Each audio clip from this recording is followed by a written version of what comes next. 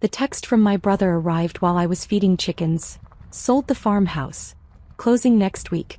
Your cut is $340,000. You're welcome. I stood in the middle of my chicken run, phone in one hand, feed bucket in the other, reading the message 3 times. The morning fog was just burning off the pastures, revealing the rolling hills of my 70-acre farm in Vermont's Northeast Kingdom. My farmhouse. The 1840s cape I'd bought 5 years ago and spent every weekend since restoring. The property I'd left Manhattan for, trading a marketing career for market gardening and a life I actually wanted to live. I called him immediately. Adam, what are you talking about? The Vermont property. I found a buyer, couple from Connecticut looking for a weekend place. They're paying $1.2 million. I already signed the purchase agreement. We split it 3 ways like Dad's will specified. Dad's will didn't mention this property. I bought it myself in 2019. Claire, don't be difficult. Dad left his estate to be divided equally among his 3 kids. The farmhouse was his biggest asset. You've been living there, which is fine, but now it's time to sell and distribute the proceeds properly. Dad died in 2017. I bought this property 2 years later with my own money. He never owned it. He never even saw it. That's not what the estate attorney told me. Look, the buyers are serious. They waived inspection. Cash offer. Closing is Wednesday. Just sign the papers I'm emailing you. I'm not signing anything. You can't sell my property. Our property. Jesus, Claire, this is exactly why I handled the sale without telling you first. I knew you'd be difficult about it. He hung up. I stood there breathing fog, trying to process. My brother thought he'd sold my farm. Had apparently signed contracts. Had buyers ready to close in 5 days. I went inside and pulled up my property records. Warranty deed recorded with Orleans County in May 2019. Grantor, Susan and Michael Torres. Grantee, Claire Elizabeth Morrison. Property, 487 acres more or less, with all buildings and improvements. The deed was in my name. Only my name. The mortgage I'd paid off last year was in my name. 5 years of property tax bills, all in my name. I called Vermont Title and Escrow, the company that had handled my purchase.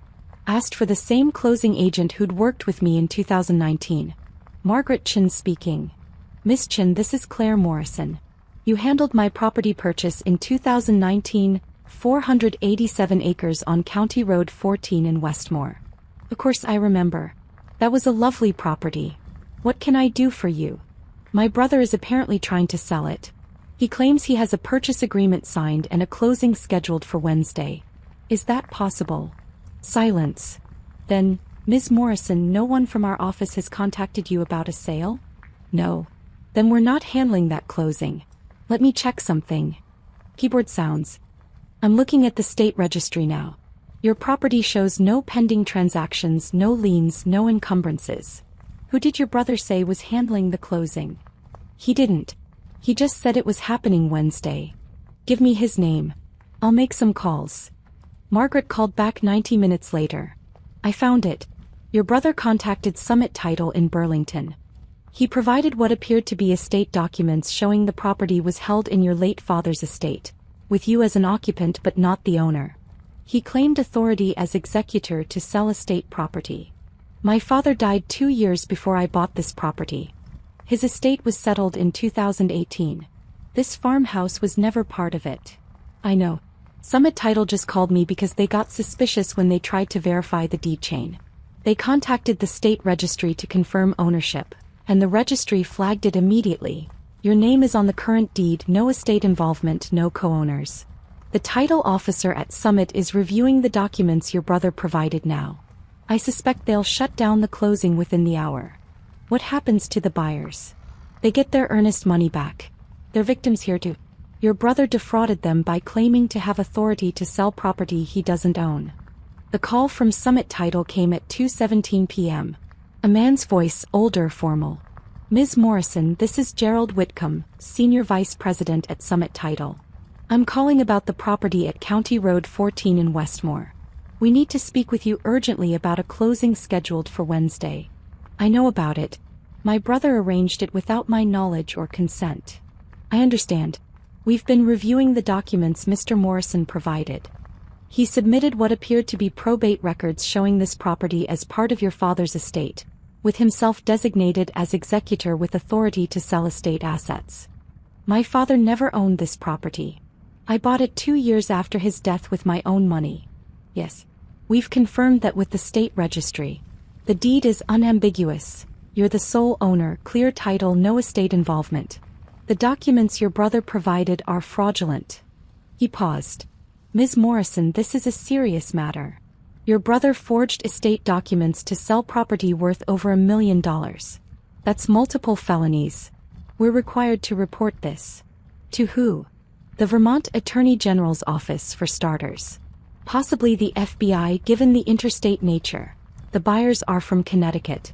This is wire fraud, forgery, and attempted grand larceny. My hands were shaking. What do I need to do? Come to our office tomorrow morning. Bring your deed, your purchase documents, anything proving ownership. We'll coordinate with law enforcement. And Ms. Morrison, you should contact an attorney. Your brother has already signed contracts. Even though they're void due to fraud, untangling this will be complex. I drove to Burlington the next morning with a folder of documents. My original deed, my title insurance policy, 5 years of property tax receipts, the mortgage satisfaction from last year, even the original purchase agreement from 2019. Summit Title's conference room overlooked Lake Champlain. Gerald Whitcomb sat across from me with a lawyer and someone who introduced herself as an investigator from the Attorney General's office. The investigator, a woman named Sarah Brennan, went through my documents methodically. The ownership is clear. You purchased this property in 2019 for $675,000. You've paid all taxes and maintained clear title. Your father's estate was settled in 2018 and included no Vermont real property. So how did my brother convince you he could sell it? Gerald pulled out a folder. He provided these. He slid papers across the table. Probate documents showing my father's estate, a list of assets including 487-acre farm property, Westmore VT, and letters appointing Adam Morrison as executor with power to sell estate assets. I picked up the probate documents. They looked official, court stamps, legal language, my father's name. But the property description was wrong. My father had never owned farmland in Vermont. He'd lived in Connecticut his entire life. These are fake, I said. We know, Sarah said. We verified with Connecticut Probate Court. Your father's actual estate included a house in Hartford, investment accounts, and personal property. No Vermont real estate. These documents are sophisticated forgeries. Why would Adam do this? Sarah exchanged glances with Gerald. Your brother has significant debt. Credit cards, a failed business venture, a divorce settlement. He needed money quickly. We believe he saw your social media posts about the farm and decided to claim it as estate property he could liquidate. He told me I'd get 1/3 of the proceeds. After he took his executor fees and his share as an heir, he would have netted approximately $600,000 from your property. The buyers would have paid, the closing would have happened, and by the time you realized what happened, the money would be gone. I felt sick. What about the buyers? We've notified them. They're upset but understand they were victims too. They thought they were buying legitimate estate property. They'll get their earnest money back with interest. What happens to Adam? Sarah's expression was grim. He forged court documents. He attempted to steal property worth over $1 million. He committed wire fraud by transmitting false documents to multiple parties. These are federal crimes, Ms. Morrison. He's looking at serious prison time. The investigation moved fast because Adam had left a clear trail. Emails to Summit Title. Signed contracts. Bank account information for where he wanted the proceeds wired. He'd been so confident in the fraud that he'd documented everything. The charges came within 2 weeks. Wire fraud, forgery of court documents, attempted grand larceny, identity theft for using my name without authorization. 8 felonies total. My mother called crying. Claire, you have to drop the charges. He's your brother. He made a mistake. He tried to steal my farm, Mom. He forged court documents and came within days of completing the theft. That's not a mistake. He was desperate. The divorce, the business failure, he needs help, not prison. He needed help before he committed 8 felonies. Now he needs to face consequences. Over a house. You'd send your brother to prison over a house. Over my home. The place I've spent 5 years building. The life I chose. I would. She hung up. Haven't heard from her since. Adam's lawyer tried to negotiate. Offered full restitution, though Adam had no money to provide. Offered a public apology. Offered probation and community service. The federal prosecutor wasn't interested. Your client forged court documents and attempted to steal a 7-figure property through interstate wire fraud. The sentencing guidelines are clear. We're not plea bargaining this down to a misdemeanor. Adam went to trial.